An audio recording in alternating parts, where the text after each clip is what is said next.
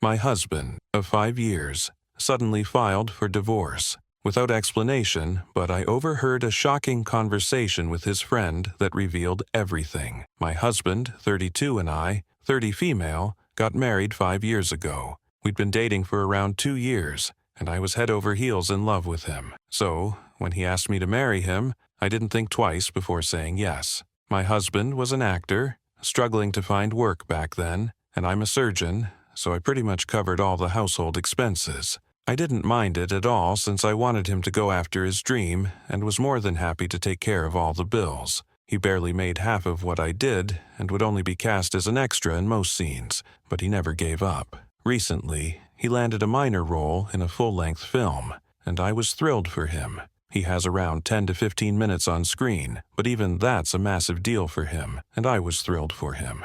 He has around 10 to 15 minutes on screen, but even that's a massive deal for him, and I was thrilled about it. This happened a couple of months ago, and they're supposed to start shooting for his role in a few weeks, but then everything fell apart for me. 5 days ago, when all of a sudden my husband served me with divorce papers, I was completely blindsided since I'd never even thought that he'd be asking me for a divorce. He seemed pretty happy with me, and so was I with him, so this was really sudden for me. He told me that he just didn't feel the same way about me anymore and wanted to devote more time and energy to his career, now that he was finally getting serious offers. It was just the beginning for him, and he wanted a fresh start, so he couldn't be bogged down by the weight of his past life, which apparently included me. I couldn't believe that he was saying all of this to me, especially after all that I'd done for us, all the sacrifices I'd made, and all the times I'd made sure to put his dreams above myself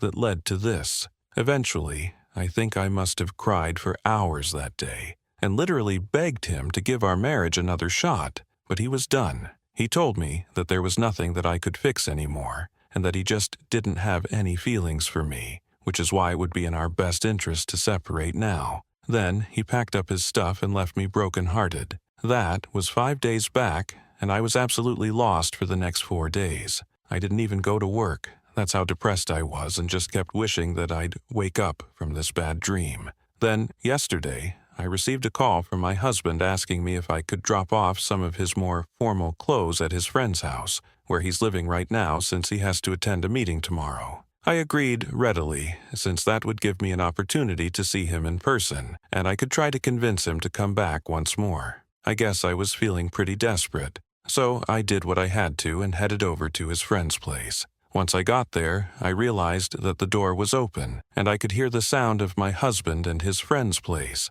Once I got there, I realized that the door was open, and I could hear the sound of my husband and his friend talking inside. I was about to knock and enter, but then I heard his friend ask him why he'd even married me in the first place, if he didn't have any intention to stay with me. That caught my attention, and I decided to stay silent, so that I could eavesdrop on their conversation and get some answers at least.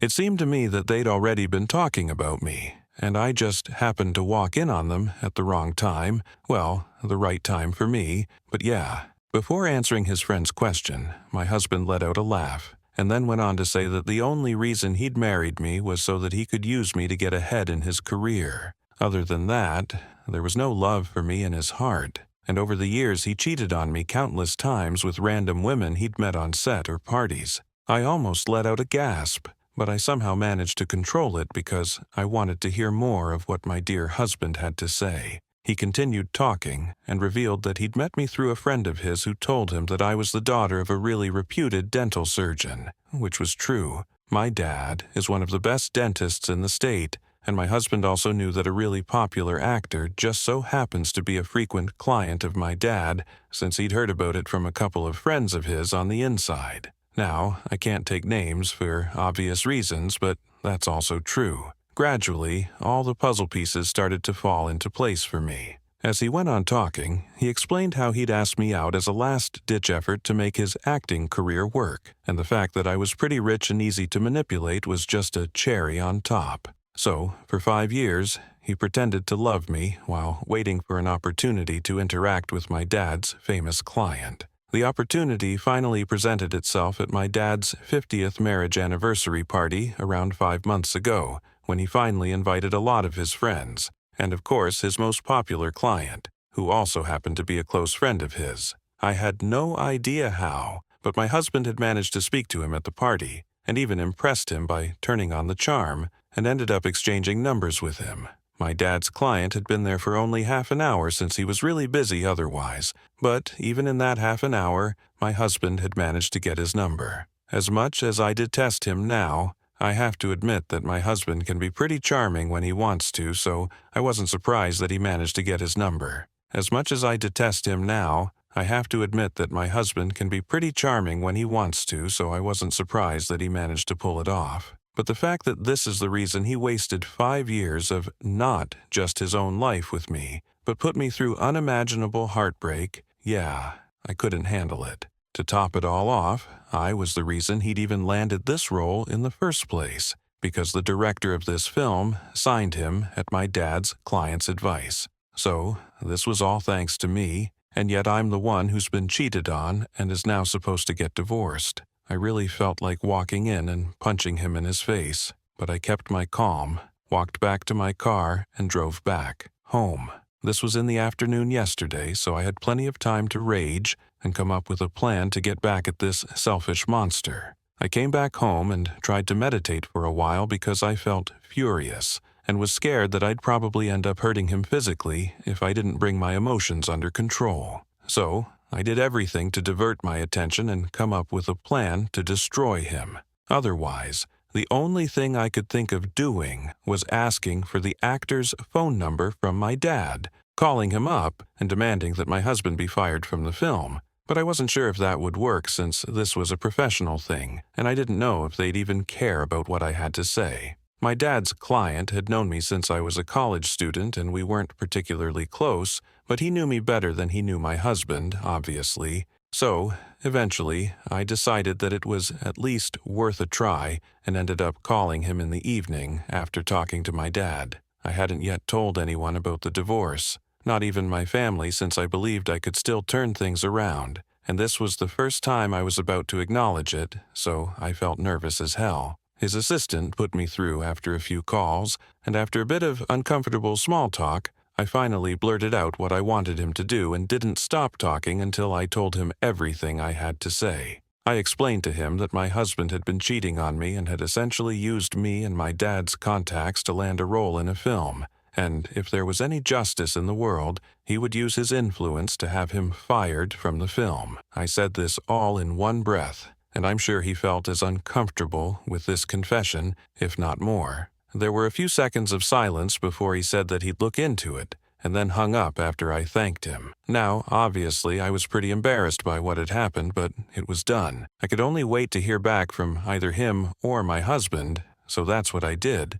I think, around 2 hours later, at 10 p.m. in the night, I received several frantic calls from my husband, and that's when I realized that he must have been fired already. I couldn't believe that this was happening, and sent a thank you text to the man who made it happen.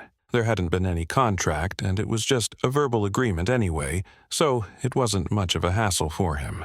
Anyway, he texted back and even wished me luck for the future, so that was incredibly sweet of him, and that actually restored my faith in humanity. I ignored all of my husband's calls and texts, turned off my phone, and went to sleep without a care in the world. In fact, I think I must have had the best sleep of my life so far, and I'm not even exaggerating. But then this morning, a few hours after I woke up and was about to leave for work, I heard my husband screaming for me from right outside the door and begging me to open up. I had no intention of letting him in and told him that I needed to go to work, so he needed to leave. He wasn't ready to budge and kept requesting me to speak to him just one last time before I decided to cut him out of my life. After a while, it got kind of boring, so I let him in and told him not to waste any more of my time. He fell straight to his knees and started groveling, saying that he'd made a mistake and that I was the only woman he'd ever loved,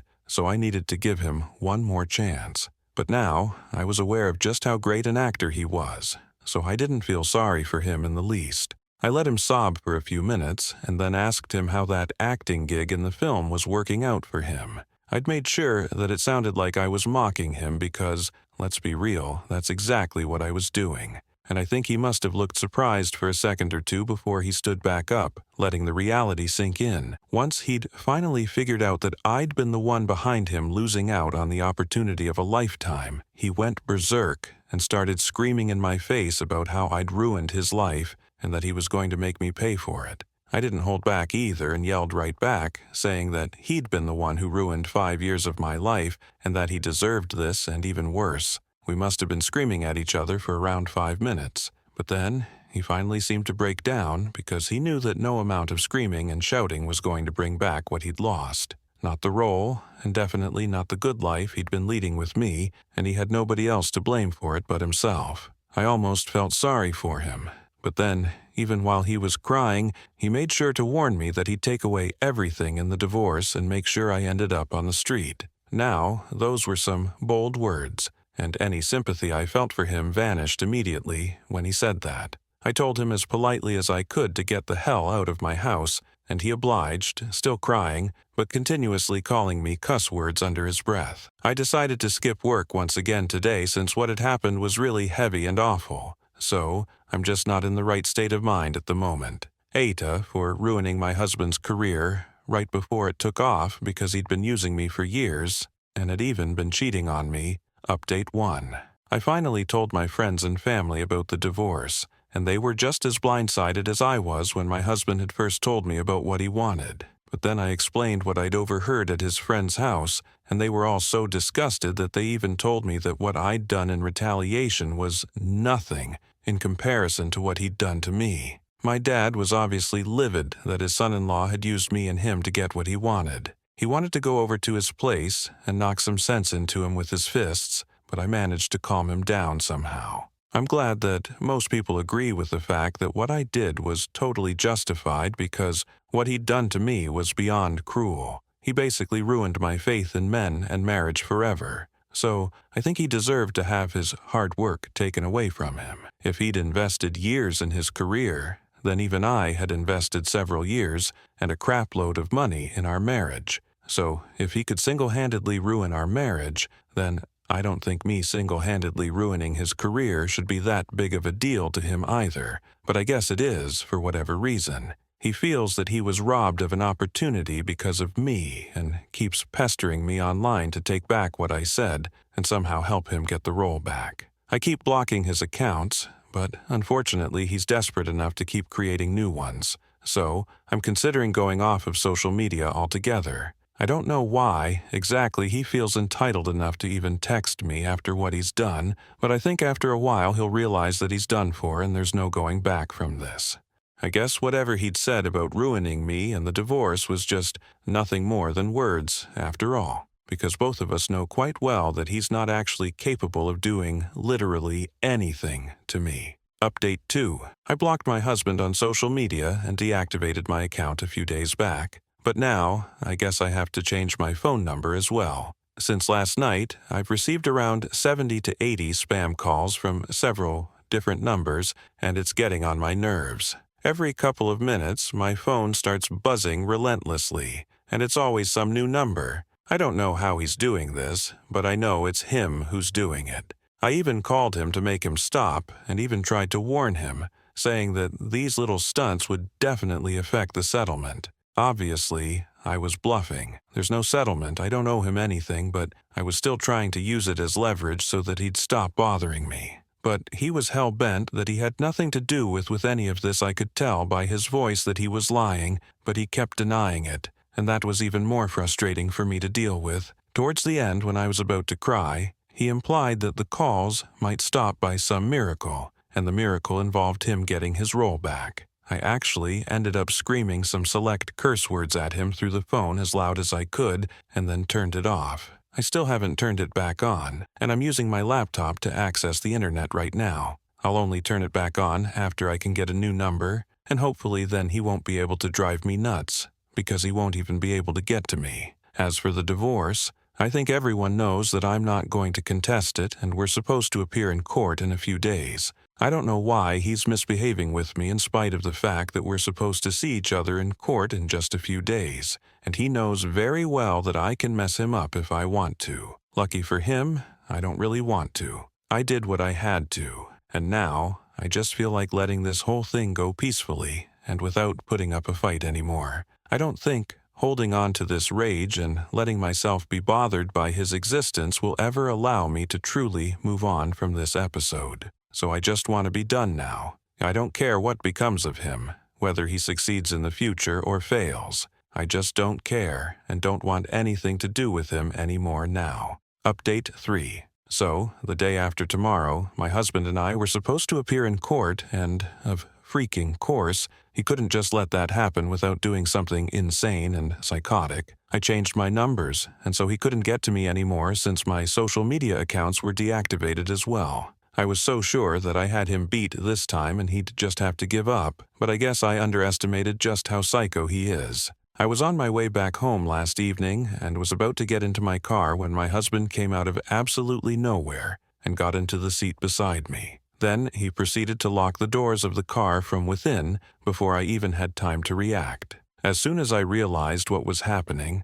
I grabbed my purse to get my pepper spray out, but I was too late since he'd already taken it away from me and tossed my purse to the back seat. I was terrified and was ready to apologize or whatever it was that he wanted me to do. At that moment, he spoke to me really calmly, which scared me even more, and told me that he didn't want much from me. He just wanted me to call my dad's actor client up, take back whatever I told him, and make sure he gets the role. I thought that was easy enough, but my phone was in my purse, so I told him that I needed it to make the call. Now, I'm not stupid, but my husband sure is. As soon as he handed me the purse, I grabbed my pepper spray and I think I emptied half of it in one go. I could barely see anything because my eyes were watering and stinging so bad, but his condition was even worse than mine, and he was literally spluttering for breath after getting sprayed. I unlocked the doors, pushed him out of the car and left him coughing on the ground before driving away. I only managed to get out of the parking lot and a few yards away from my workplace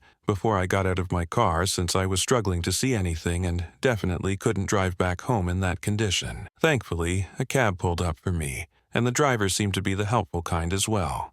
He realized that there was something really off and offered to drive me to the nearest police station, and I said yes without thinking twice. The next 2 hours were a blur for me, honestly, because I was still really shaken up from what had happened to me back in the parking lot. I knew that my husband was crazy, but this was way more than what I'd bargained for. I could hardly even believe that I'd been happily married to this man for 5 years, and he was the one putting me through this crap now. Thankfully, he was placed under arrest since he hadn't been able to get away from the parking lot because of how bad his condition was. When they brought him in, his face was still red and slightly swollen, and I'm glad that he was in pain. Once I pressed charges against him, I left, but instead of going back home, I headed to my parents' place instead. Honestly, I just didn't feel safe by myself anymore and haven't been out of the house ever since I came here. My parents have been really kind and have been looking after me like I'm their little girl again, so that's some consolation for me.